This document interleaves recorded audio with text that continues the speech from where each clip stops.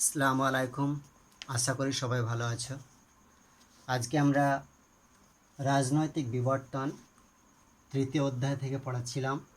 তো সাম্রাজ্যের উত্থান আমরা পড়াবো আজকে।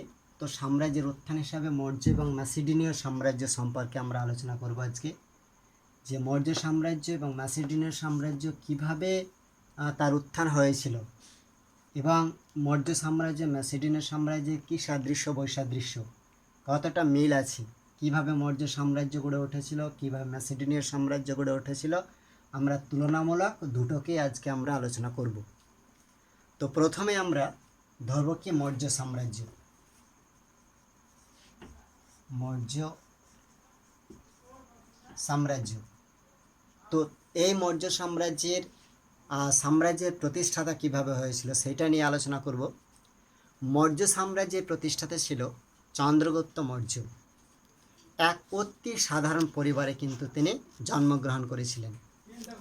চন্দ্রগুপ্ত মৌর্যের গ্রিক লেখক জাস্টিন নিচ বংশজাত এবং বিশাখ দত্ত কুলহীন বলে উল্লেখ করেছিলেন। তো মগধের অত্যাচারী রাজা ধননন্দ,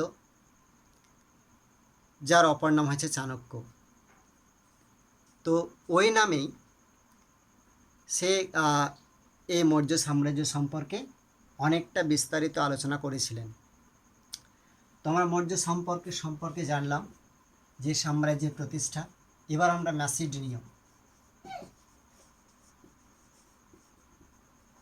ম্যাসিডোনীয় সাম্রাজ্যের প্রতিষ্ঠা সম্পর্কে জানব।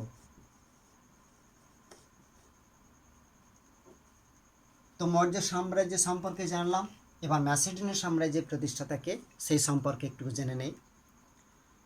প্রাচীন গ্রীষ্মের উত্তরাংশে ম্যাসিডোনীয় সাম্রাজ্য গড়ে উঠেছিল। ক্যারানাস 808 খ্রিস্টপূর্বাব্দে 778 খ্রিস্টপূর্বাব্দে তো এই রাজ্যটি প্রতিষ্ঠাতা করেছিল, অর্থাৎ ম্যাসিডোনীয় সাম্রাজ্য প্রতিষ্ঠাতা করেছিল। ম্যাসিডোনীয় রাজ্যের প্রথম পর্বে রাজধানী ছিল পেল্লা। অবশ্যই মনে রাখতে হবে, পেল্লা ছিল তার রাজধানী। ম্যাসিডোনীয় বাসিন্দারা জাতিতে গ্রিক হলেও ম্যাসিডনে প্রাচীন গ্রীসের অনুরূপ পোলিশ বা নগর রাষ্ট্রই ছিল, বা তখন নগরাষ্ট্র গড়ে ওঠেনি। ম্যাসিডোনীয় পশ্চিম দিক থেকে ছিল অ্যাপিরাস এবং পূর্ব দিকে ম্যাসিডোনীয় সাম্রাজ্যের বিশ্বের শ্রেষ্ঠ শক্তিশালী রাজ্য হিসাবে বা সাম্রাজ্য হিসাবে আত্মপ্রকাশ ঘটেছিল। তো ম্যাসিডোনীয় সাম্রাজ্যের মৌর্য সাম্রাজ্য থেকে ম্যাসিডোনীয় সাম্রাজ্য অনেকটাই শক্তিশালী ছিল। পরবর্তীকালে পার্সিয়ার অধীনে থাকাকালীন প্রথম আলেকজান্ডার ম্যাসিডোনীয় সাম্রাজ্যের পুনরুত্থান করতে সক্ষম হয়েছিলেন। অর্থাৎ যখন আলেকজান্ডার ক্ষমতাভুক্ত হয়, ঠিক তখন ম্যাসিডোনীয় সাম্রাজ্য অনেকটাই শক্তিশালী হয়ে উঠেছিল সেই সময়। এবার আমরা উত্থান সম্পর্কে জানলাম, ম্যাসিডোন এবং মৌর্য সাম্রাজ্য। রাজনৈতিক অগ্রগতি, দুটো রাজনৈতিক অগ্রগতি সম্পর্কে আমরা জানব। রাজনৈতিক অগ্রগতি অর্থাৎ ম্যাসিডোনীয় সাম্রাজ্য এবং মৌর্য সাম্রাজ্যের কতটা রাজনৈতিক অগ্রগতি ঘটেছিল। তো প্রথমে আমরা মৌর্য সম্পর্কে জানব। তো মৌর্য সাম্রাজ্যের প্রতিষ্ঠাতা আমরা আগেই জানলাম যে চন্দ্রগুপ্ত মৌর্য। তার রাজত্বকালে একটা রাজনৈতিক অগ্রগতি শুরু হয়েছিল। তো চন্দ্রগুপ্ত মৌর্য যখন সিংহাসনে বসেন, তখন সাম্রাজ্যের বিস্তার নীতি সে গ্রহণ করেছিল, যে কিভাবে সাম্রাজ্য বিস্তার করব। মৃত্যুর পূর্বেও তিনি মোগল সাম্রাজ্যের সর্বভারতীয় রূপ দিয়ে কিন্তু গেছেন। তো সিন্ধু পাঞ্জাব সে দখল করে সে গ্রিক শাসন প্রতিষ্ঠাতা করেছিলেন চন্দ্রগুপ্ত মৌর্য। তো তাদের উচ্ছেদ করেছিল। 323 খ্রিস্টপূর্বাব্দে আলেকজান্ডার মৃত্যুর পর চন্দ্রগুপ্ত সিন্ধু এবং পাঞ্জাব অভিযান করে সেখান থেকে গ্রিকদের বিতাড়িত করে এক শক্তিশালী রাজ্য কিন্তু সেই সময় গড়ে তোলার চেষ্টা করেছিলেন। শুধু তাই নয়, অন্যান্য রাজ্যও তিনি জয় করেছিলেন সেই সময়। চন্দ্রগুপ্ত মৌর্যের যুদ্ধ জয়ের মাধ্যমে আমরা দেখেছি তার অনেক কিছু অঞ্চল অধিকার করেছিল। তো সেই সময় জুনাগড় লিপি, যে রুদ্রদমনের জুনাগড় লিপি থেকে জানা যায় যে চন্দ্রগুপ্ত পশ্চিম ভারতে অবন্তী, মালব, সৌরাষ্ট্র, গুজরাট, কঙ্কন, তারপরে মহারাষ্ট্র, এইসব অংশগুলো সে দখল করে নিয়েছিলেন। আবার হিংসার বিবরণ থেকেও আমরা অনেক কিছু আমরা জানতে পারছি। ঠিক তার পরেই অর্থাৎ চন্দ্রগুপ্ত মৌর্যের মৃত্যুর পরেই আর এক শক্তিশালী সম্রাটের উদ্ভব হয়েছিল সেই সময়। সে হচ্ছে অশোক। তো চন্দ্রগুপ্ত মৌর্যের পরবর্তীকালে তার পুত্র বিন্দুসার মগধের সিংহাসনে বসেন। বিন্দুসারের মৃত্যুর পরে তার পুত্র অশোক 273 খ্রিস্টপূর্বাব্দে মৌর্য সিংহাসনে বসে মৌর্য সাম্রাজ্যের সর্বসীমা একটা শিখরে পৌঁছে গেছিলেন কলিঙ্গ আক্রমণের মধ্য দিয়ে। তো সিংহাসনে বসা ত্রয়োদশ বর্ষেই 261-260 খ্রিস্টপূর্বাব্দে অশোক উড়িষ্যা, অন্ধ্রের কিছু অংশ নিয়ে কলিঙ্গ আক্রমণ করেছিলেন। সেই কলিঙ্গ আক্রমণের সময় অনেক রক্তক্ষয়ী যুদ্ধ হয়েছিল, কিন্তু তার পরেই সে একদম যুদ্ধ ছেড়ে দিয়েছিল, অনুশোচনামূলক কাজ করত এবং তিনি তার ধর্ম প্রচারে কিন্তু ব্যস্ত ছিলেন সেই সময়। তো তার বাকি জীবনটা ধর্মপ্রচার, যুদ্ধনীতি বিরতি থেকে ধর্মের মাধ্যমে তার রাজ্যটাকে পরিচালনা করতেন। তার নিজ পুত্র যেমন মহেন্দ্র এবং সঙ্ঘমিত্রাকে নিয়ে সিংহল, কাশ্মীর এইসব জায়গাতে গিয়ে সেই ধর্মের মাধ্যমে সীমান্ত জয় করার চেষ্টা করেছিলেন। এবং শুধু তাই নয়, কিছু কিছু জনকল্যাণমূলক কাজেরও তার কিন্তু অবদান সেই সময় আমরা দেখতে পাই। তার বিভিন্ন স্তম্ভের মাধ্যমে আমরা সেগুলো দেখতে পাচ্ছি যে কী সে করেছিল, কী ইমারত বানিয়েছিল। ঠিক এই রকমই শুধু মৌর্য সাম্রাজ্য নয়, ম্যাসিডোনিয়ান সাম্রাজ্যের এই রকমই অবদান ছিল। রাজনৈতিক অগ্রগতির একটা পট পরিবর্তন কিন্তু সেই সময়তে হয়েছিল। কী সেই ম্যাসিডোনিয়ান সাম্রাজ্যের পট পরিবর্তন? আমরা দেখেছি সেখানে তৃতীয় অ্যামিনাটাস ম্যাসিডোনীয় সাম্রাজ্যকে সর্বপ্রথম একটা সুসংহত রূপদান করলেও অ্যামিনাটাসের পুত্র দ্বিতীয় ফিলিপ তার রাজত্বকালে থেকেই কিন্তু এই সাম্রাজ্য একটা বৃহৎ রাজনৈতিক পট পরিবর্তনের দিকে কিন্তু আস্তে আস্তে চলে গিয়েছিল। কারণ দ্বিতীয় ফিলিপ যখন ছিল তখন সাম্রাজ্য কতটা বড় হয়েছিল সেই সময়, তো সিংহাসন লাভ ও সামরিক সংগঠন কেমন ছিল। তো তৃতীয় অ্যামিনাটাসের পুত্র ফিলিপ অর্থাৎ দ্বিতীয় ফিলিপ তার জ্যেষ্ঠ ভ্রাতা তৃতীয় পারডিক্সকে সিংহাসনচ্যুত করে ম্যাসিডোনিয়ার শাসন ক্ষমতা দখল করেছিলেন। ঠিক সেই সময় তিনি পুরনো হপলাইট সেনাদেরকে ঢেরে সাজিয়ে সে অশ্বার এবং সেনাবাহিনীকে শক্তিশালী করতে অনেকটাই কিন্তু সক্ষম হয়েছিল সেই সময়। শুধু তাই নয়, এইভাবে সে সাম্রাজ্যটাকে অর্থাৎ ম্যাসিডোনিয়ার সাম্রাজ্যটাকে একটা শক্তিশালী সাম্রাজ্যে রূপ দেওয়ার কিন্তু সেই সময় চেষ্টা করছিল। তো সাম্রাজ্যের প্রসার ঘটেছিল তার রাজত্বকালেই। সমগ্র গ্রীষ্মে ম্যাসিডোনিয়ার আপনাকে আধিপত্য প্রতিষ্ঠাতে হয়েছিল, ফলে ম্যাসিডোনিয়ান সাম্রাজ্যের শক্তি যথেষ্ট কিন্তু বৃদ্ধি পেয়েছিল সেই সময়। ঠিক তারপরে যখন দ্বিতীয় ফিলিপের মৃত্যু হয়, ঠিক তারপরে তৃতীয় আলেকজান্ডার আসে। তৃতীয় আলেকজান্ডার মাত্র 20 বছর বয়সে ম্যাসিডোনিয়ান সাম্রাজ্যের সিংহাসনে বসেছিলেন। তো তিনি বসে অনেক বিদ্রোহ দমন করার সেই সময় চেষ্টাও করেছিলেন। অনেক অভিযান সে সেই সময় করেছিল। যেমন এশিয়া মাইনর সে দখল করেছিল, খুব দুঃসাহসের সঙ্গে এশিয়া মাইনর দখল করেছিল। পরে সিরিয়া, প্যালেস্টাইন, মিশর, তারপরে টায়ার প্রভৃতি অঞ্চল আস্তে আস্তে ক্ষমতাভুক্ত করতে সে পেরেছিল। অর্থাৎ এই দুঃসাহসিক অভিযান সেই সময় তৃতীয় আলেকজান্ডার কিন্তু করেছিল। ঠিক তারপরে ভারত অভিযান হয়েছিল। ওই ভারত অভিযান 326-27 খ্রিস্টপূর্বাব্দে, অর্থাৎ 30,000 সৈন্যসহ আফগানিস্তান ভারত অভিযান করে সেই সময় সে কিন্তু করেছিল। তারপর ভারতের ঝিলাম, চন্দ্রভাগা নদীর মধ্যবর্তী অঞ্চলে রাজা পুরু বীর বিক্রমের যুদ্ধ করে ঝিলাম এবং হিদাসপিসের যুদ্ধে কিন্তু আলেকজান্ডারের কাছে পরাজিত বন্দী হয়েছিলেন। ঠিক তারপরে পরে সেই সাম্রাজ্য আরও সর্ববৃহৎ সাম্রাজ্যে কিন্তু সে একটা শিখরে নিয়ে চলে গেছিল, অর্থাৎ সেই সময় তৃতীয় আলেকজান্ডার। তাহলে এটা হচ্ছে তাদের রাজনৈতিক অগ্রগতি। এবার আমরা সভ্যতা সংস্কৃতি সম্পর্কে জানব। ম্যাসেডোনিয়ান সাম্রাজ্য এবং মৌর্য সাম্রাজ্যের কি সভ্যতা সংস্কৃতি ছিল, সভ্যতা সংস্কৃতি সম্পর্কে একটু জেনে নেই। সভ্যতা ও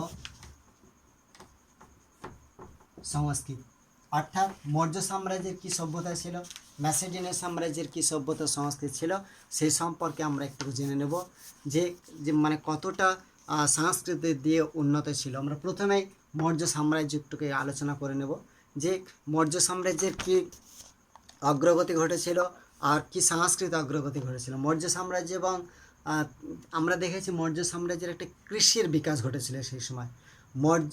মৌর্য যুগে কৃষিকাজ লোহার যন্ত্রপাতি ব্যবহার সেই সময় শুরু হয়েছিল, জলসেচের ব্যবস্থা হয়েছিল সেই সময়। ওই জন্যে ওখানে ধান, গম এসব প্রধান কৃষিজ ফসল যেগুলো, তারপর কলাই, তিল, সরিষা প্রধান মানে কৃষিজ ফসল, এই সবগুলো কিন্তু ওখানে উৎপাদন করা হতো। শুধু তাই নয়, শিল্পের একটা অগ্রগতি ঘটেছিল সেই সময়। তো মৌর্য যুগে আমরা দেখেছি সেখানে কাঠ, চামড়া, তারপরে বাঁশ, পাথর প্রভৃতি উপাদান দিয়ে সেই শিল্পের একটা বহিঃপ্রকাশ সেই সময় কিন্তু হয়েছিল, অর্থাৎ অলঙ্করণদের তৈরি হয়েছিল, অর্থাৎ গৃহস্থালির যে সরঞ্জামগুলো হয় সেই সামগ্রী কিন্তু তৈরি হয়েছিল সেই সময়। তারপরে ঔষধপত্র, সুগন্ধি উৎপাদন শিল্প, নৌকা, জাহাজ শিল্প, এই সবগুলো কিন্তু আস্তে আস্তে মৌর্য সাম্রাজ্যে উৎপাদন হয়েছিল। শুধু তাই নয়, বাণিজ্যের একটা প্রসার ঘটেছিল। মৌর্য যুগে আমরা দেখেছি যে কৃষি এবং শিল্পের মানে পাশাপাশি বাণিজ্যিক একটা লেনদেন, অর্থাৎ অভ্যন্তরীণ এবং বৈদেশিক উভয় দিক দিয়েই বাণিজ্যের একটা ব্যবসার একটা সুগম পথ তৈরি করেছিল। স্থলপথে, নদীপথে, সমুদ্রপথে দেশ বিদেশের সঙ্গে একটা বাণিজ্যিক লেনদেন কিন্তু সেই সময় হয়েছিল। আমরা দেখেছি সেই সময় বাণিজ্যিক কেন্দ্র অর্থাৎ ছিল তক্ষশিলা, ছিল চম্পা, ছিল পাটলিপুত্র, বারাণসী, কৌশাম্বী, অর্থাৎ যে 16টা মহাজন পদ ছিল সেই 16টা মহাজন পদ সেখানে কিন্তু সেগুলো এক একটা কেন্দ্র হিসাবে কাজ করেছিল। তো সেখানে জনকল্যাণমূলক কাজ করা হতো। শুধু সেটাই নয়, এই বাণিজ্যিক আদান প্রদানের পাশাপাশি একটা ধর্মীয় একটা জীবন ছিল মৌর্য সাম্রাজ্যের। তো মৌর্য যুগে দেখা যায় বৌদ্ধ ধর্মের এক ব্যাপক জনপ্রিয় প্রচার সেই সময় চলেছিল। তো মৌর্য সম্রাট অশোক, তো আমরা দেখেছি পরবর্তীকালে সে বৌদ্ধ ধর্ম গ্রহণ করেছিলেন এবং বৌদ্ধ ধর্ম গ্রহণ করে সে ধর্মের একটা নীতি সে মৌর্য সাম্রাজ্যে কিন্তু করতো, মানে প্রচার করতো। তার কন্যা এবং তার পুত্র মিলে, সংঘমিত্রা যে তার পুত্র ছিল, তারা দুজনেই কিন্তু এই ধর্মের প্রচারটা করতো। শুধু তাই নয়, শিল্পকলার একটা উৎকর্ষ সেই সময় ছিল। তো প্রাচীন ভারতের সর্বপ্রথম মৌর্য যুগেই শিল্পকলার একটা সর্বাধিক একটা প্রসার ঘটেছিল সেই সময়। ওর আগে কিন্তু এত শিল্পকলার বহিঃপ্রকাশ কিন্তু হয়নি। আর সেখানে জাতিভেদ প্রথা, এই যে জাতিভেদ প্রথা, মৌর্য যুগে ভারতে জাতিভেদ প্রথা তীব্র প্রকোপ ছিল। তবে জানা যায় বিভিন্ন ধর্মগ্রন্থ থেকে, যেমন মৌর্য যুগে ভারতের আগত গ্রিক দূত মেগাস্থেনিস একটা বিখ্যাত গ্রন্থ রচনা করেছিলেন যার নাম হচ্ছে ইন্ডিকা গ্রন্থ। সেই ইন্ডিকা গ্রন্থ 60টি জাতির অস্তিত্ব সেখানে আমরা পেয়েছি। দার্শনিক, সৈনিক, তারপর পরিদর্শক, কৃষক, শিল্পী, তারপরে সভাপণ্ডিত, পশুপালক, এই সবগুলা বর্ণনা কিন্তু আমরা ইন্ডিকা গ্রন্থেই আমরা পেয়েছি। শুধু তাই নয়, মৌর্য সাম্রাজ্যে আবার দাস প্রথারও ব্যবস্থা ছিল। মৌর্য যুগে ভারতে দাস প্রথার প্রচলন ছিল না বললে গ্রিক দূত যে মেগাস্থেনিস উল্লেখ করলেও তার বিভিন্ন সূত্র থেকে মৌর্য সাম্রাজ্যের দাস প্রথার একটা অস্তিত্ব আমরা জানতে পেরেছি। আবার শিক্ষার একটা অগ্রগতি হয়েছিল সেই সময়। বিভিন্ন শিক্ষা যেমন চিকিৎসা, ছন্দ, সাহিত্য, তারপর ব্যাকরণ, বিভিন্ন বিষয়ে কিন্তু ওখানে শিক্ষালাভের একটা মানে কেন্দ্র হিসাবে আমরা অনেক কিছুই আমরা পেয়েছিলাম। এইটা হচ্ছে ম্যাসেডোনিয়ান সাম্রাজ্যের সভ্যতা এবং সংস্কৃতি। তবে হ্যাঁ, মৌর্য সাম্রাজ্যের মতো ম্যাসেডোনিয়ান সাম্রাজ্যেরও ওই দিকগুলো কিন্তু ছিল। ওই কৃষির ক্ষেত্রে, শিল্পের ক্ষেত্রে, বাণিজ্যের ক্ষেত্রে আমরা একটা তার পরিচয় পাই। তো আমরা একটু আলোচনা করব ম্যাসিডোনিয়ান সাম্রাজ্যের মানে কী তার কৃষি শিল্পের প্রকার মানে বিকাশ ঘটেছিল। তো ম্যাসিডোনিয়ার শাসক যারা ছিল তারা বৃহৎ ভূস্বামীদের বিপুল পরিমাণে জমিগুলো যেগুলো ছিল সেগুলো বাজেয়াপ্ত করে তার রাজকীয় সম্পত্তিতে পরিণত করেছিল। ওই রাজকীয় সম্পত্তিতে তারা বিভিন্ন ধরনের ফসল উৎপাদন করত এবং ম্যাসিডোনিয়ান সাম্রাজ্যকে সমৃদ্ধিশালী করতে তারা পেরেছিল। এই গেল তাদের কৃষির অগ্রগতি। এই কৃষির অগ্রগতির পাশাপাশি তারা মৌর্য সাম্রাজ্যের মতো শিল্পের একটা অগ্রগতি কিন্তু সেই সময় পরিলক্ষিত হয়েছিল। তো ম্যাসিডোনীয় যে বিভিন্ন শাসক শিল্পের অগ্রগতিতে সহায়তা করেছিলেন, যেমন আলেকজান্ডার। তো পরবর্তীকালে ম্যাসিডোনিয়ান সাম্রাজ্য ভেঙে যেসব রাজ্য প্রতিষ্ঠিত হয়েছিল সেখানে শিল্পের যথেষ্ট অগ্রগতি ঘটেছিল। তো যেমন মিশরের টলেমি বংশের শাসকেরা প্রায় প্রতিটি শহর এবং গ্রামে কারখানা প্রতিষ্ঠাতা করে দিয়েছিল, অর্থাৎ সেখানে একটা শিল্পের প্রসার ঘটেছিল। শুধু শিল্পের প্রসার ঘটেনি, তার পাশাপাশি মৌর্য সাম্রাজ্যের মতো বাণিজ্যের অগ্রগতি ঘটেছিল। তো ম্যাসিডোনিয়ান সাম্রাজ্যের বাণিজ্যে যথেষ্ট অগ্রগতি ঘটেছিল। আলেকজান্ডার দিগ্বিজয়ের পর ম্যাসিডোনিয়ান সাম্রাজ্যের ভূমধ্যসাগরীয় অঞ্চলের সীমানা ছড়িয়ে উত্তরে দানিয়র থেকে দক্ষিণে ইথিওপিয়া, পূর্ব ভারত এবং চীন থেকে পশ্চিমে আটলান্টিক মহাসাগরের মধ্য দিয়ে যারা বাণিজ্যিক একটা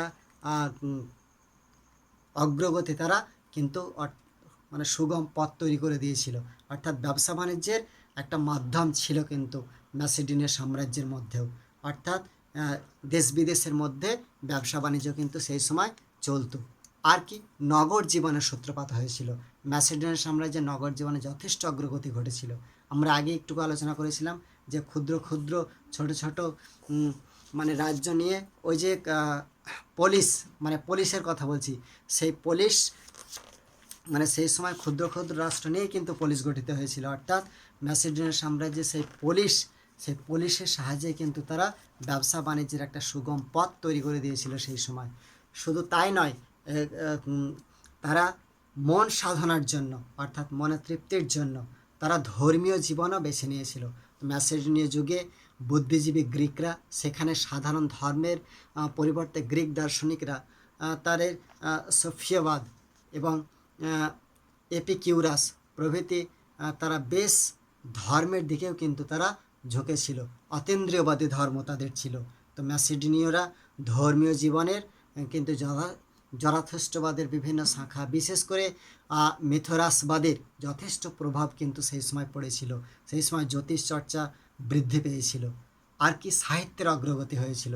সাহিত্যের ক্ষেত্রেও কিন্তু ম্যাসিডোনিয়ার যুগে যথেষ্ট অগ্রগতি লক্ষ্য করা যায়। তো সেই যুগে অন্তত 1100 জনেরও বেশি লেখকের নাম এ পর্যন্ত আবিষ্কৃত হয়েছে যে সাহিত্যের অগ্রগতির ক্ষেত্রে।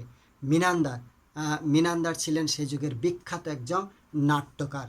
তো তার কাব্য, ছড়া, তারপরে ইতিহাস, জীবনীকা প্রভৃতি তার বিভিন্ন বিভিন্ন গ্রন্থ কিন্তু আমরা পেয়ে গেছি। তো সেই গ্রন্থের সাহায্যে আমরা মানে দেখতে পাচ্ছি তার সাহিত্যের কতটা অগ্রগতি ঘটেছিল।